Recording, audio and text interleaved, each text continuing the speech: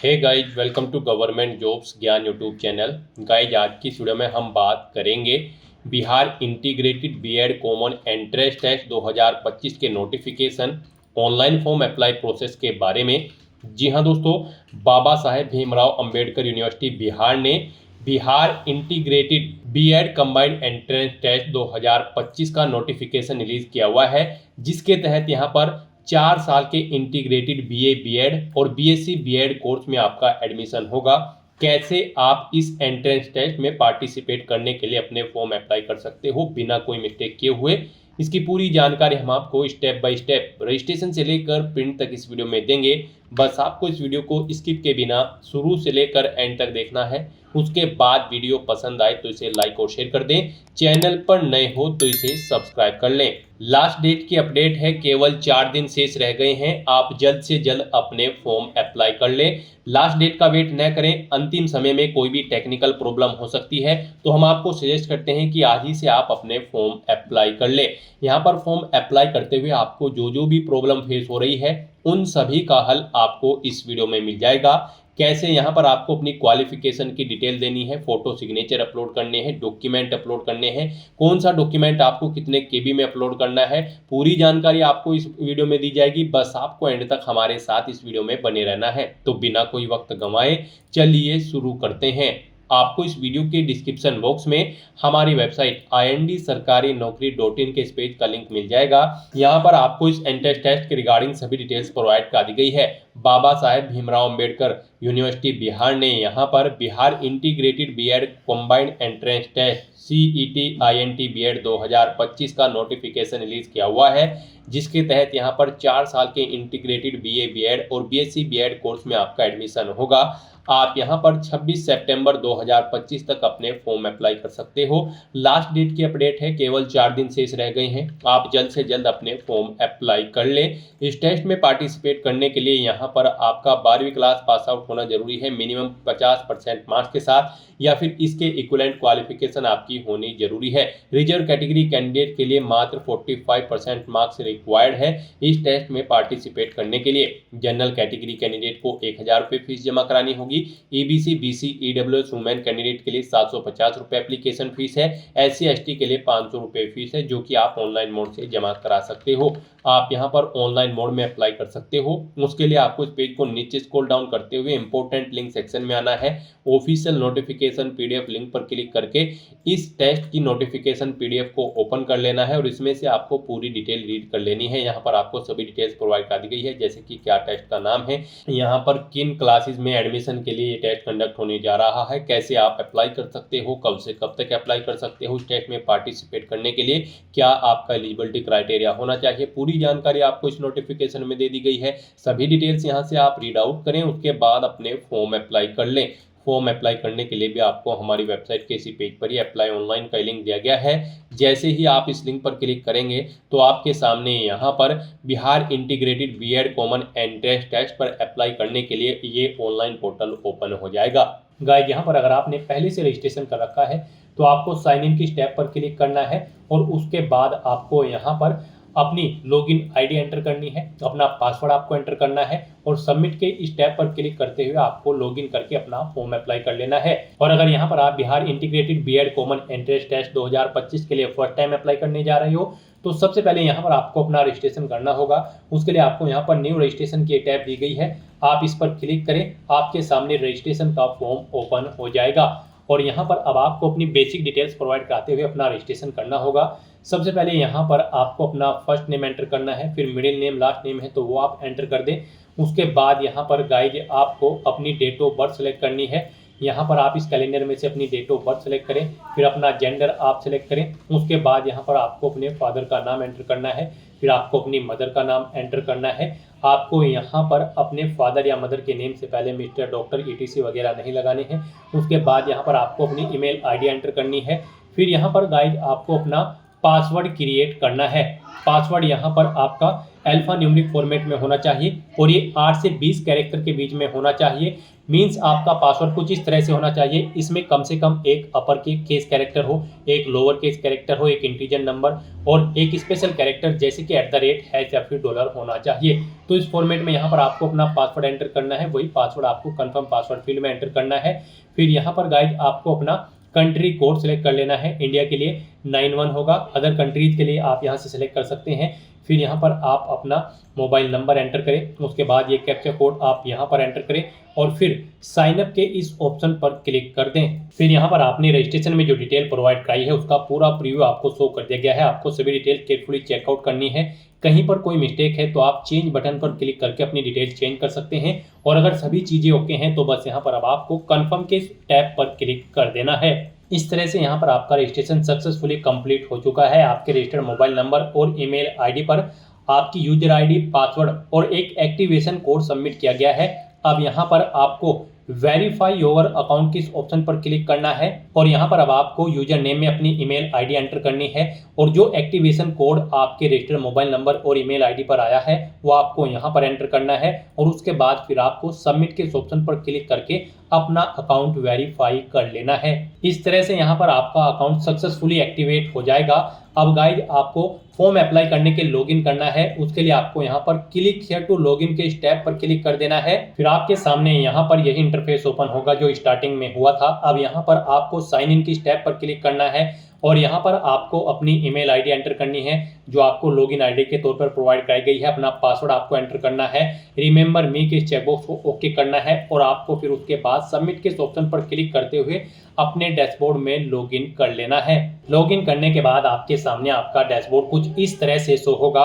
अब यहाँ पर गाइड आने के बाद आपको माई एप्लीकेशन के इस ऑप्शन पर क्लिक कर देना है और फिर यहाँ पर आपको प्रोग्राम का नाम सेलेक्ट करना है, यानी कि कोर्स का नाम इंटीग्रेटेड बीएड और उसके बाद फिर आपको प्रोसीड के इस ऑप्शन पर क्लिक कर देना है। फिर आपके सामने ये पॉपअप शो होगा। यहाँ पर आपसे पूछा गया है कि क्या आपने अपनी सीनियर सेकेंडरी या फिर 10+2 50% मार्क्स के साथ पास आउट कर ली है और अगर आप रिजर्व कैटेगरी से हैं तो फिर आपके 45% मार्क्स रिक्वायर्ड है। तो क्या आपने अपनी 12 यहाँ पर पास आउट कर ली है। इस कोर्स में एडमिशन लेने के लिए यहाँ पर तभी आप एलिजिबल होंगे जब आपके पास ये एलिजिबिलिटी क्राइटेरिया कंप्लीट होगा।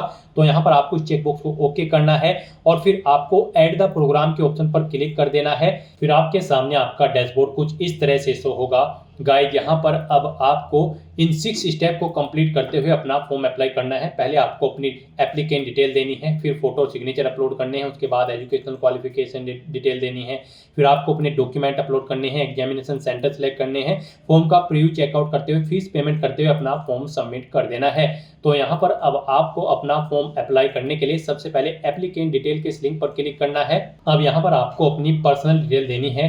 गाइड यहाँ पर आपको कुछ चीज़ें आपकी ऑटोमेटिकली फिर मिलेगी जो आपने यहाँ पर रजिस्ट्रेशन टाइम पे प्रोवाइड कराई थी, जैसे कि आपका नाम, आपके फादर का नाम, आपकी मदर का नाम और बस यहाँ पर अब आपको अपना नाम हिंदी में टाइप करना है। यहाँ पर अपना नाम हिंदी में टाइप करने के लिए आपको सिंपली जो भी आपका नाम है वो यहाँ पर आपको लिखना है। जैसे कि अमित आपका नाम है तो आपको AMIT लिखना है। ऑटोमेटिकली यहाँ पर आपका नाम हिंदी में टाइप हो जाएगा।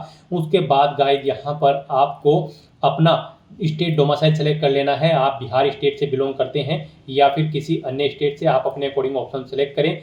फिर यहाँ पर आपको अपनी नेशनलिटी सेलेक्ट कर लेनी है, अपनी कैटेगरी आपको सेलेक्ट करनी है।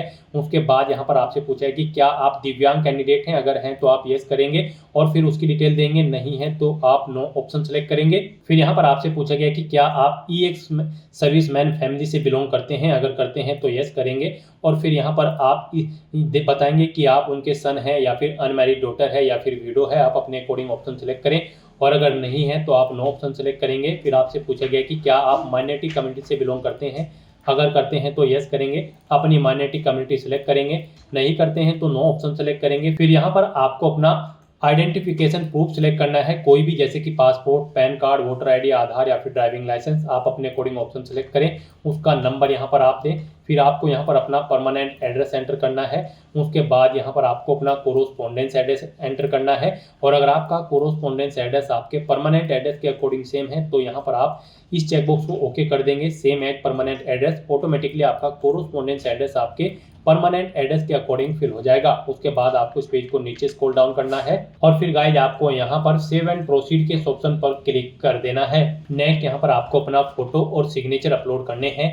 यहाँ पर आपका जो फोटो होगा उसका साइज 4.5 सेंटीमीटर इंटू 3.5 सेंटीमीटर होना चाहिए और ये जेपीजी या फिर जेपीईजी फॉर्मेट में होना चाहिए।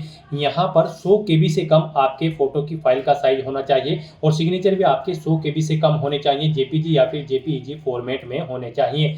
तो यहाँ पर आपको अपना फोटो और सिग्नेचर अपलोड करने के लिए चूज फाइल के ऑप्शन पर क्लिक करना है, फाइल को सेलेक्ट कर लेना है और उसके बाद आपको यहाँ पर अपलोड फोटो और अपलोड सिग्नेचर के ऑप्शन पर क्लिक करके अपना फोटो और सिग्नेचर अपलोड कर देने हैं और उसके बाद फिर गाइड यहाँ पर आपको सेव एंड प्रोसीड के ऑप्शन पर क्लिक कर देना है। नेक्स्ट यहाँ पर आपको अपनी क्वालिफिकेशन की डिटेल देनी है। इस कोर्स में एडमिशन लेने के लिए आपका 12वीं क्लास पास आउट होना जरूरी है या फिर इसके इक्विवेलेंट क्वालिफिकेशन आपकी होनी जरूरी है और उसमें आपके 50% मार्क्स होने जरूरी है और अगर आप इधर कैटेगरी से बिलोंग करते हैं तो फिर आपके 45% मार्क्स रिक्वायर्ड है। तो यहाँ पर अब आपको अपनी क्वालिफिकेशन की डिटेल देनी है। इसमें सबसे पहले आपको अपनी 10वीं क्लास की डिटेल देनी है। सबसे पहले यहाँ पर आप बोर्ड या यूनिवर्सिटी का नाम चुनें जिससे आपने अपनी 10वीं क्लास पास आउट की है। पासिंग ईयर यहाँ पर आप सिलेक्ट करें, स्कूल या इंस्टीट्यूट का नाम दें, मार्क्स का टाइप सेलेक्ट करें। यहाँ पर आपके जो मार्क्स आए थे वो परसेंटेज में थे क्या, फिर यहाँ पर आपको बताना है कितने मार्क्स आपने ऑब्टेन किए हैं, टोटल कितने मार्क्स थे जिसमें से आपने मार्क्स ऑब्टेन किए हैं वो आप एंटर करें। इनके अकॉर्डिंग आपकी परसेंटेज यहाँ पर आपको कैलकुलेट करके शो कर दी जाएगी। ऐसे ही यहाँ पर आपको अपनी 12वीं क्लास की डिटेल प्रोवाइड करनी है। यहाँ पर भी आपको सबसे पहले बोर्ड का नाम सेलेक्ट करना है, पासिंग ईयर यहाँ पर आपको सेलेक्ट कर लेना है, स्कूल या इंस्टीट्यूट का नाम देना है, मार्क्स का टाइप सेलेक्ट करना है, परसेंटेज कितने मार्क्स आपने ऑब्टेन किए हैं वो आप एंटर करें, टोटल कितने मार्क्स थे जिसमें से आपने मार्क्स ऑब्टेन किए हैं वो आप एंटर करें। इनके अकॉर्डिंग आपकी परसेंटेज यहाँ पर कैलकुलेट करके आपको शो कर दी जाएगी। इस तरह से यहाँ पर आपको अपनी क्वालिफिकेशन की डिटेल प्रोवाइड कर देनी है और उसके बाद आपको फिर गाइड यहाँ पर सेव एंड प्रोसीड के ऑप्शन पर क्लिक कर देना है। नेक्स्ट यहाँ पर आपको अपने डॉक्यूमेंट अपलोड करने हैं। यहाँ पर आपको अपनी 10वीं क्लास की मार्कशीट और 12वीं क्लास की मार्कशीट अपलोड करनी है। इनके लिए आपको गाइडलाइन दी गई है, आपकी इन फाइल का साइज यहाँ पर 200 केबी से कम होना चाहिए और 100 डीपीआई उनकी होनी चाहिए। यहाँ पर आपकी ये फाइल जेपीजी, जेपीईजी या फिर बीएमपी या फिर पीडीएफ फॉर्मेट में होनी चाहिए। तो आपको इन फाइल्स को अपलोड करने के लिए चूज फाइल के ऑप्शन पर क्लिक करना है, फाइल को सिलेक्ट कर लेना है और अपलोड के इन ऑप्शन पर क्लिक करते हुए यहाँ पर आपको अपलोड कर देना है और फिर गाइड आपको यहाँ पर सेव एंड प्रोसीड के ऑप्शन पर क्लिक कर देना है। नेक्स्ट यहाँ पर आपको अपने एग्जामिनेशन सेंटर सेलेक्ट करने हैं। यहाँ पर आप अपना एग्जामिनेशन सेंटर सेलेक्ट करें, उसके बाद सेव एंड कंटिन्यू के ऑप्शन पर क्लिक करें। फिर यहाँ पर आपको आपके एप्लीकेशन फॉर्म का पूरा प्रीव्यू शो कर दिया गया है। आपको सभी डिटेल्स केयरफुली चेकआउट करनी है, पेज को नीचे स्क्रॉल डाउन करना है, आई कंफर्म द अबव के चेकबॉक्स को ओके करना है। कहीं पर कोई मिस्टेक है तो आप गो बैक बटन पर क्लिक करके एडिट कर सकते हैं और अगर सभी चीजें ओके हैं तो बस यहाँ पर अब आपको कंफर्म एंड सबमिट के इस ऑप्शन पर क्लिक कर देना है और उसके बाद फिर आपको प्रोसीड टू पेमेंट के इस टैब पर क्लिक करना है और अपना फीस पेमेंट करना है। गाइस यहाँ पर जनरल कैटेगरी कैंडिडेट को 1000 रुपये फीस जमा करानी है, ईबीसी, बीसी, ईडब्ल्यूएस और वुमेन कैंडिडेट को 750 रुपये, एससी एसटी कैटेगरी कैंडिडेट को 500 रुपये फीस के रूप में जमा कराने होंगे जो कि आप ऑनलाइन मोड से जमा करा सकते हो। तो यहाँ पर अब आपको आपकी कैटेगरी के अकॉर्डिंग आपकी एप्लीकेशन फीस का अमाउंट शो कर दिया जाएगा। अब गाइस यहाँ पर आपको पेमेंट टाइप में ऑनलाइन सेलेक्ट करना है और फिर आपको यहाँ पर ऑप्शन सेलेक्ट करना है, आप credit card, debit card, SBI net banking या फिर नेट बैंकिंग अदर बैंक किस ऑप्शन के थ्रू फीस पेमेंट करना चाहते हैं। यहाँ पर आप अपने अकॉर्डिंग कोई भी ऑप्शन सेलेक्ट करें और उसके थ्रू अपना फीस पेमेंट कर दें। यहाँ पर अगर आप डेबिट कार्ड ऑप्शन सेलेक्ट करते हैं तो यहाँ पर आप कोई भी ऑप्शन सेलेक्ट करें और उसके बाद प्रोसीड टू पे के इस ऑप्शन पर क्लिक करें। फिर यहाँ पर आपको आपकी पेमेंट की डिटेल शो कर दी जाएगी।